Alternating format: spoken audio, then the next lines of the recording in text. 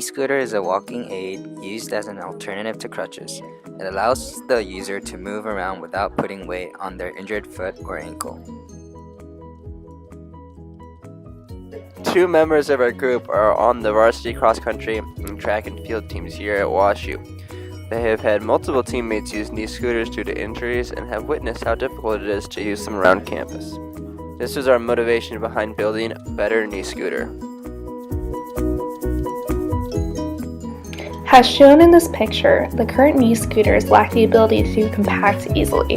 Thus, while the knee scooter might be easier to use than crutches, they are much harder to transport and store, making it a burden for the user to transport. Our goal for our senior design project was to make a knee scooter that's easier to transport and store for the user. The concept behind our scooter design is that it would be two separate parts that could be put together in an active position and a folded position.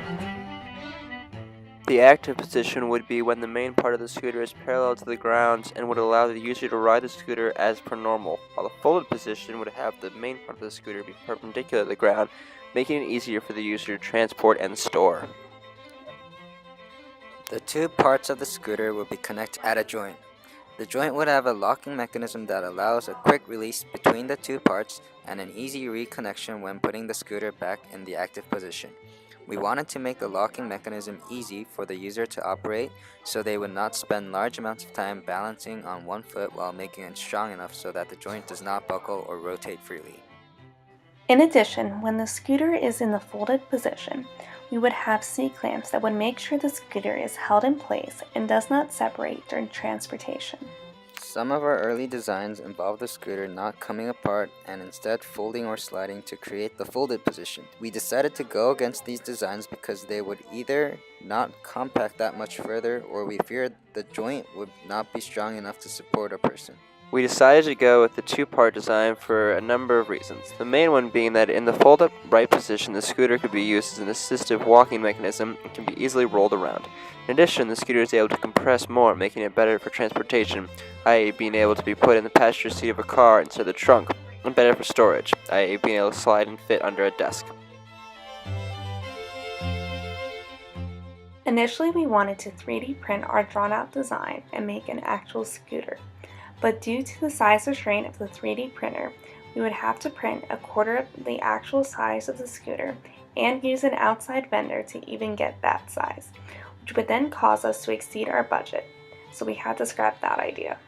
Since we couldn't make our own design of a knee scooter, we decided to modify an already existing knee scooter to meet our design requirements, which was the scooter be able to come apart easily, fold up, and be usable. We altered the knee scooter by sawing it in half and attaching a clamp to the scooter, allowing it to be taken apart easily. We decided to have the clamp be permanently on the back half of the scooter because it was the longer part. We secured it by tightening the clamp down as much as possible with a wrench. When testing the initial prototype, we struggled easily reattaching the scooter and the clamp, being able to hold it together well. So to fix that, we simply attached a wooden dowel inside the hollow frame of the scooter. The dowel acts as both a guide to put the scooter back together and a mechanism that prevents buckling at the joint. To connect the two parts in the fold position, we attached a second wooden dowel on the bottom part of the scooter that fits into the connector on the handlebars.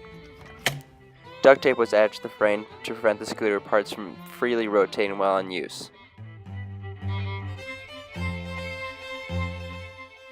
To take apart the scooter, the user only needs to loosen the front part of the clamp and pull apart, as shown by Dylan in the video.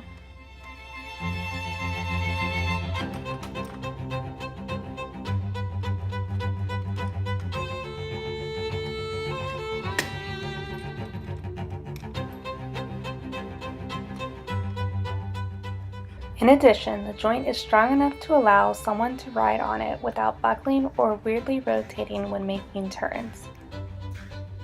The user can even do tricks on it.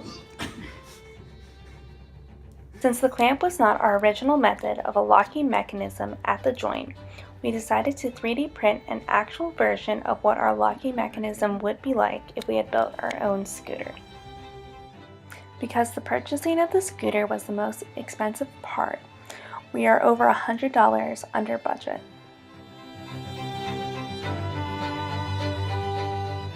Our ideal next step would be for us to somehow attach C-clamps to our current design to make the fold-up position more stable. And further into the future, we would like to construct an actual rideable knee scooter based off our original design using lighter materials such as carbon fiber reinforced plastic to make the scooter as easy to transport as possible.